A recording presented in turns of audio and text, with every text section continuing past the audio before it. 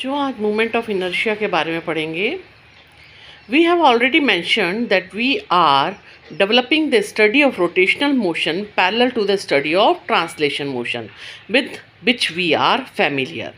We have yet to answer one major question in this connection. इन्होंने सबको सारी physical quantities को compare किया है ना, रोटेशनल मोशन वाली क्वांटिटीज़ को कंपेयर करके बताया है लीनियर मोशन की क्वांटिटीज से.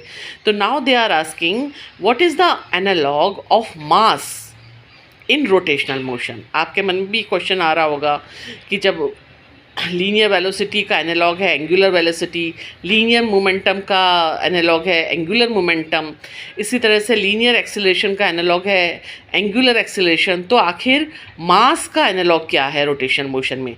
तो we shall attempt to answer this question in the present section. To keep the discussion simple, we shall consider rotation about a fixed axis only. है ना, सिर्फ फिक्स्ड एक्सिस के अराउंड रोटेशन होने वाली को ही हम स्टडी करेंगे. Let us try to get an expression for the kinetic energy of a rotating body. सबसे पहले हम एक्सप्रेशन निकालते हैं kinetic energy of a rotating body. जैसे लीनियर मोशन में काइनेटिक एनर्जी होती है, वैसे ही रोटेटिंग बॉडीज़ की भी काइनेटिक एनर्जी है. We know that for a body rotating about a fixed axis, each particle of the body moves in a circle with linear velocity given by equation 7.19. For a particle at a distance from the axis, the linear velocity is vi is equal to ri omega. आपको पता है ना ये angular velocity और linear velocity के अंदर क्या relationship है. The kinetic energy of the motion of this particle is given by K I is equal to half M I V I का स्क्वायर. तो आप वी आई की वैल्यू रख दो हाफ एम आई आर आई का स्क्वायर ओमेगा स्क्वायर. ओके, तो angular kinetic energy की value आ गई आपके पास. Where M I is the mass of the particle. The total kinetic energy of the body. अब ये तो हमने किसकी निकाली काइनेटिक एनर्जी, एक पार्टिकल की, है ना. अभी हमको पूरी बॉडी की काइनेटिक एनर्जी निकालनी है, तो उसके लिए क्या करना पड़ेगा, हमको सारे पार्टिकल्स की जो काइनेटिक एनर्जी है उसका सम करना पड़ेगा. Okay, the total kinetic energy K of the body is then given by the sum of the kinetic energies of individual particles. तो हम सम कर दें, K is equal to sum of kinetic energy of all the particles. तो half sum of M I R आई का square omega square. अब इसमें से बच्चों देखो कौन सी क्वांटिटी तो कांस्टेंट है, जैसे ओमेगा, क्योंकि ओमेगा तो हर पार्टिकल की एंगुलर वेलोसिटी तो सेम ही होती है, सिर्फ लीनियर वेलोसिटी बदलती है ना. ओमेगा तो सेम रहता है हर पार्टिकल के लिए, तो ओमेगा को हम बाहर निकाल लें इस ब्रैकेट में से. Here N is the number of particles in the body. Note omega is the same for all particles, hence taking omega out of the sum. तो हम लिख सकते हैं ऐसा, okay, K is equal to half omega का square summation of N I are आई का square.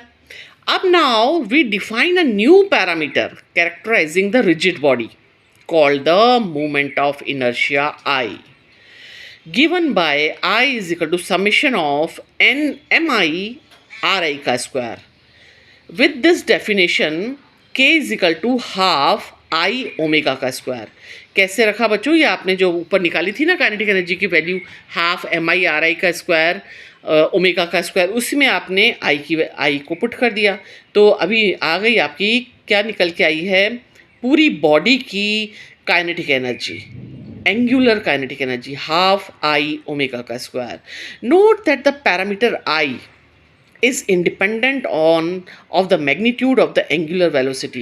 बच्चों किसी भी बॉडी की एंगुलर वेलोसिटी कितनी भी हो, उसकी जो मोमेंट ऑफ इनर्शिया है वो चेंज नहीं होता है, वैल्यू वो आई की चेंज नहीं होती है. वेलोसिटी बदल सकती है एंगुलर वेलोसिटी आई के अकॉर्डिंग, लेकिन आई जो है वो एक इंडिपेंडेंट पैरामीटर है.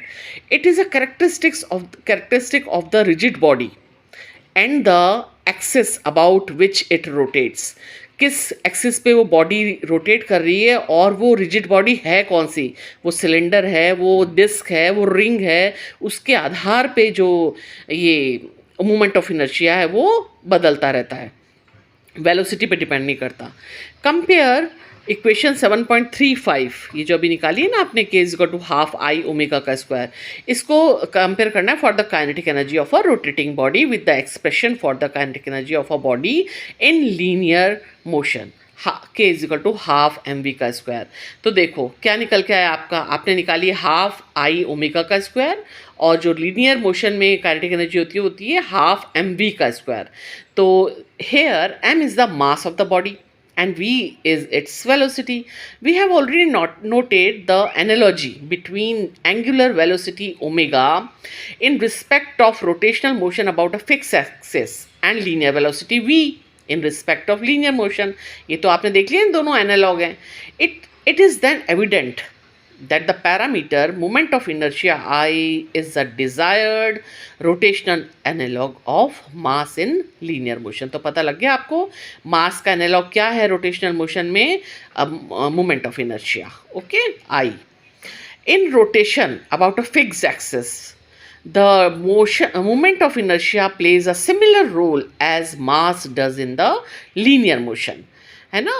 We now apply the definition to calculate the moment of inertia in two simple cases. दो केसेस हम कंसिडर करते हैं, एक थिन रिंग है और एक रॉड है.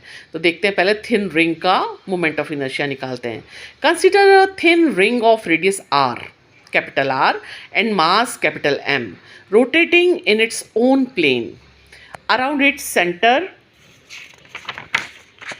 Centre with angular velocity omega. ठीक है. Each mass element of the ring is at a distance r from the axis and moves with the speed r omega. यही होगी ना स्पीड, आपने देखा ना v is equal to r omega होती है. तो the kinetic energy is therefore क्या हो जाएगी, k is equal to half M V का स्क्वायर. तो आप इसमें v के स्क्वायर की वैल्यू रख दो, हाफ m r का स्क्वायर ओमेगा का स्क्वायर, है ना. b की वैल्यू रख दी. अब आपने अभी अभी निकाला कि k is equal to half I omega का स्क्वायर. ठीक है. अब हम इसको कंपेयर करेंगे. Compare with equation 7.35 we get i की वैल्यू आ गई आपकी एम आर का स्क्वायर फॉर द रिंग. ये एक रिंग के लिए मोमेंट ऑफ इनर्शिया है एम आर का स्क्वायर. अभी टेबल का भी हम स्टडी करेंगे, तो अभी आप देख लो कि किस तरह से हमने इसको डिराइव किया है. अब दूसरा केस लिया है एक रॉड का. इस रॉड के दोनों तरफ मास हैं, जिनका है ना m मास है उनका, तो दोनों मिला के m मास है. तो एक एक पॉइंट का मास कितना हो गया, m/2, और इनके बीच टोटल लेंथ है l. तो सेंटर ऑफ एक्सिस से लेंथ कितनी हो जाएगी दोनों मासेस की, l/2. Okay.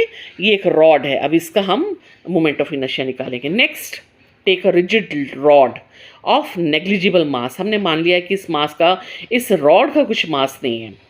Negligible mass of length L with a pair of small masses rotating about an axis through the center of mass perpendicular to the rod.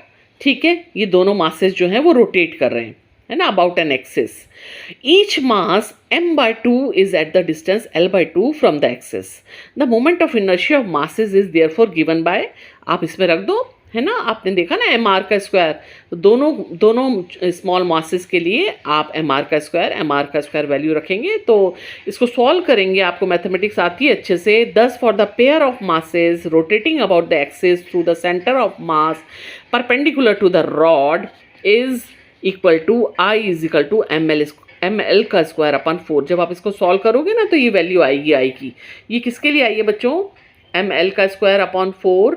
ये एक rod के लिए आई है जिसके दोनों तरफ मासेस हैं और रॉड का खुद का मास नेग्लिजिबल है. Table 7.1 simply gives the moment of inertia of various familiar regular shaped bodies about specific axis. तो डेरिवेशन हमारे कोर्स के बियॉन्ड है, लेकिन आपको वैल्यूज़ पता होनी चाहिए, है ना.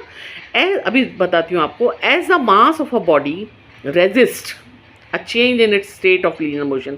ऐसा ही रोल प्ले करता है ना, मास रेजिस्ट करता है ना किसी भी चेंज में, मोशन को चेंज के लिए रेजिस्ट करता है. सेम वही है. It is a measure of its inertia in linear motion. पता है ना आपको, मास जितना ज़्यादा होता है उतना इनर्शिया ज़्यादा होता है. Similarly as a movement of inertia about a given axis of rotation resists a change in its rotational motion. बिल्कुल सेम है, जैसा मास है लीनियर मोशन में वैसे ही मोमेंट ऑफ इनर्शिया है रोटेशनल मोशन में। It can be regarded as a measure of rotational inertia of the body. ये रजिस्ट करेगा रोटेशन मूवमेंट के लिए कि मोशन मत करो, रोटेशनल मोशन मत करो। कौन करेगा? Movement of inertia. जितना ज़्यादा मूवमेंट ऑफ इनर्शिया उतना ज़्यादा रोटेशनल मूवमेंट मोशन में कमी लाने की कोशिश करेगा। It is a measure of the way in which different parts of the body are distributed at different distances from the axis। भाई लीनियर मोशन में तो मास जो था वो फिक्स होता था ना, एक फिक्स क्वांटिटी थी, लेकिन मूवमेंट ऑफ इनर्शिया के लिए ऐसे फिक्स क्वांटिटी नहीं है, ये तो डिपेंड करता है, it depends on distribution of mass about the axis of rotation. Her body की जो distribution of mass around the axis है वो अलग अलग होता है ना, जैसे रिंग में अलग है, डिस्क में अलग है, सिलेंडर में अलग है, किसी क्यूब में अलग, जो भी बॉडी रोटेटिंग बॉडीज़ हैं उनमें ये अलग अलग होता है ना, तो उसके बेसिस पे मूवमेंट ऑफ इनर्शिया भी एक फिक्स क्वांटिटी नहीं है और डिपेंड करता है डिस्ट्रीब्यूशन ऑफ मास पे। And the orientation and position of the axis of rotation. अब बच्चों एक्सिस ऑफ रोटेशन भी तो अलग अलग हो सकती है, देखना भी टेबल में अलग अलग तरह से बॉडी जो है वो रोटेट कर सकती है, उसकी एक्सिस ऑफ रोटेशन डिफरेंट हो सकती है, उसके अकॉर्डिंग मूवमेंट ऑफ इनर्शिया की वैल्यू भी बदल जाएगी। With respect to the body as a whole, as a measure of the way in which the mass of a rotating rigid body is distributed with respect to the axis of rotation, we can define a new parameter, the radius of gyration। लो, एक नया parameter आ गया। अब ये किस पे depend कर रहा है कि रोटेटिंग बॉडी का जो रिजिड बॉडी है उसका मास किस तरह से डिस्ट्रीब्यूटेड है about with respect to the axis of rotation, है ना। ये एक पॉइंट मास नहीं है ना, ये मास जो है उसका डिस्ट्रीब्यूशन डिफरेंट है अलग पूरी बॉडी में, तो उसके बेसिस पे अब ये नया पैरामीटर आया है, अभी बताती हूँ आपको। It is related to the moment of inertia and the total mass of the body. Notice from the table 7.1 that in all cases we can write I is equal to mk का square, where k has the dimension of length for a rod about the perpendicular axis at its midpoint। k का square is equal to l का square upon 12, that is k is equal to l upon root 12। अब अभी आपको इसमें से paragraph में पढ़ के समझ में नहीं आ रहा ना, तो मैं आपको पहले टेबल बता देती हूँ, ठीक है। उसके बेसिस पे मैं आपको आगे समझाऊंगी कि रेडियस ऑफ गायरेशन कैसे निकाली इन्होंने। देखो ये है टेबल जिसमें अलग अलग शेप की बॉडीज़ के लिए मोमेंट ऑफ इनर्शिया दिया गया है। ये है body, thin circular ring, radius r, और ये एक्सिस क्या है? Perpendicular to the plane at centre. देख लो पिक्चर। और इसमें जो मोमेंट ऑफ इनर्शिया है उसकी वैल्यू होती है mr का स्क्वायर। तो बच्चों अगर हम इसमें जो हमने निकाला ना अभी, इसको अभी आपको बताया कि i is equal to M K का स्क्वायर, ये रहा i is equal to M K का स्क्वायर। तो बच्चों हम इसमें m तो वैसे ही रहने देते हैं, r के स्क्वायर की जगह k का स्क्वायर लिख दें, ये वैल्यू पुट कर दें, है ना। निकालिए ना अपने i is equal to M K का स्क्वायर। क्यों निकालिए? क्योंकि आपने जो डिस्ट्रीब्यूशन है ना मास का डिस्ट्रीब्यूशन ऑन द बॉडी, उसको एक जगह पॉइंट मास के रूप में ले लिया है, तब उसकी रेडियस को आपने रेडियस ऑफ गायरेशन बोली है। अब हम उसको सब्स्टिट्यूट करते हैं r की जगह, तो आपकी वैल्यू निकल के आएगी एम आर का स्क्वायर को आप क्या लिख सकते हो? यहाँ पे k का स्क्वायर इजकल टू r का स्क्वायर है, इसके लिए k की वैल्यू है r के बराबर, मतलब रेडियस ऑफ गायरेशन और जो रेडियस है ऑब्जेक्ट की वो दोनों सेम है। किस में? जब एक रिंग है तब। अब है दूसरा case, thin circular ring, radius r, जिसमें एक्सिस है डायमीटर के अलाउंग। देखो डायमीटर के अलाउंग एक्सिस है, उस पर रोटेशन हो रहा है। इसकी वैल्यू होती है एम आर का स्क्वायर अपॉन 2। तो इसमें बेटा के स्क्वायर की वैल्यू किसके बराबर है? R square upon 2। तो के की वैल्यू किसके बराबर हो जाएगी? R upon root 2। समझ में आया बच्चों? K is equal to radius of gyration is equal to R upon root 2। Third case है thin rod length l perpendicular to the rod at mid point. ये देखो ये रॉड है और उसके परपेंडिकुलर एक्सिस कैसी है? परपेंडिकुलर, है ना, परपेंडिकुलर टू द रॉड, और बिल्कुल मिड पॉइंट पे है, वो रोटेशन कर रही है। इसका इन मोमेंट ऑफ इनर्शिया है एम एल का स्क्वायर अपॉन 12, यही जो अभी आपको पैराग्राफ में समझाया। तो आप बच्चों के का स्क्वायर इजकल टू क्या हो जाएगा? एल का स्क्वायर अपॉन 12। तो जब के का square is equal to L square upon 12 है तो के की वैल्यू क्या हो जाएगी? L upon root 12। ओके, अब समझ में आ गया रेडियस ऑफ गायरेशन निकालना। अब है फोर्थ केस, सर्कुलर डिस्क है जिसकी रेडियस आर है।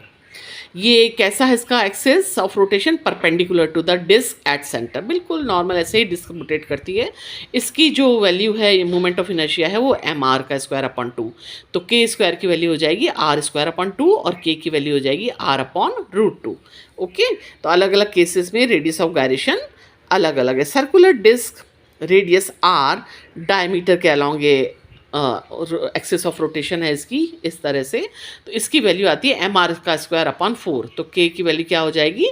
आर अपॉन 4, है ना। K square is equal to R square upon 4, तो के की वैल्यू आर अपॉन 2। अब है hollow cylinder with radius R. इसका एक्सिस ऑफ सिलेंडर के जो अराउंड ये रोटेशन कर रहा है, इसकी वैल्यू होती है एम आर का स्क्वायर, तो इसकी भी वैल्यू हो जाएगी के इजकल टू आर, है ना। अब तो निकालना आ गया आपको। सॉलिड सिलेंडर जिसकी रेडियस आर है, वो एक्सिस ऑफ सिलेंडर के अलाउंग रोटेशन हो रहा है, सॉलिड सिलेंडर है ये, इसमें एम आर का स्क्वायर अपन 2, तो के स्क्वायर की वैल्यू हो जाएगी आर स्क्वायर अपन 2, तो K is equal to R upon root 2। इसी तरह सॉलिड स्फीयर जिसकी रेडियस आर है, वो डायमीटर के अलोंग रोटेट कर रहा है, सॉलिड स्फीयर है, इसकी वैल्यू होती है moment of inertia 2 M R का स्क्वायर अपॉन 5, तो हम रख दें इसको K square is equal to R square 5, तो K is equal to R upon root 5। तो इस तरह से ये रेडियस ऑफ गायरेशन की वैल्यूज़ हैं फॉर डिफरेंट बॉडीज़। अब K is the geometrical property of the body and axis of rotation. It is called the radius of gyration. The radius of gyration of a body about an axis may be defined as the distance from the axis of a mass point. आपने क्या कर लिया, पूरी body में जो छोटे छोटे मास माने थे ना, आपने मास, हर पार्टिकल का एक मास लिया था, उसका सम किया था, तो उसको आप ऐसा मान लो कि वो एक पूरा जो मास है वो एक मास पॉइंट के रूप में है, whose mass is equal to the mass of the whole body and whose moment of inertia is equal to the moment of inertia of the body about the axis. अब क्या होगा, इसी को क्या बोलते हैं, रेडियस ऑफ गायरेशन बोलते हैं। जब आपने सारी बॉडी के जो छोटे स्मॉल मासेस हैं उनको एक पॉइंट मास के रूप में ले लिया और उसमें जो मोमेंट ऑफ इनर्शिया है वो बिल्कुल सेम आ रहा है जैसा कि पूरी एक बॉडी का आता है, तब उस रेडियस को आप बोलोगे radius of gyration. Thus, the moment of inertia of a rigid body depends on the mass of the body, its shape and size, distribution of mass about the axis of rotation, and the position and orientation of the axis of rotation. इन सभी factors पे moment of inertia जो है वो depend करता है. Okay? From the definition, we can infer that dimension of moments of inertia are ml का square. And its SI units are kg metre square. Okay, I आपने क्या निकाला है, I is equal to omega R का square निकाला है ना, तो ठीक है ना। The property of this extremely, omega R का स्क्वायर नहीं, एम आर का स्क्वायर, सॉरी एम आर का square. The property of this extremely important quantity I as a measure of rotational inertia of the body has been put to a great practical use. The machines such as steam engine and automobile engine etc. that produce rotational motion have a disc with a large moment of inertia called a flywheel. देखिए ना आपने सारे, और because of its large moment of inertia, the flywheel resists the sudden increase or decrease of the speed of the vehicle. इसीलिए flywheels जो होते हैं ना वो इस तरह के बनाए जाते हैं कि उनका moment of inertia जो है वो बहुत ज़्यादा हो, ताकि वो sudden speed के change को resist कर सके और jerks ना आए। ठीक है, तो इसका significant है ना moment of inertia का। It allows a gradual change in the speed and prevents jerky motions, thereby ensuring a smooth ride for the passengers on the vehicle. Okay, I hope कि आपके moment of inertia समझ में आया होगा from NCERT.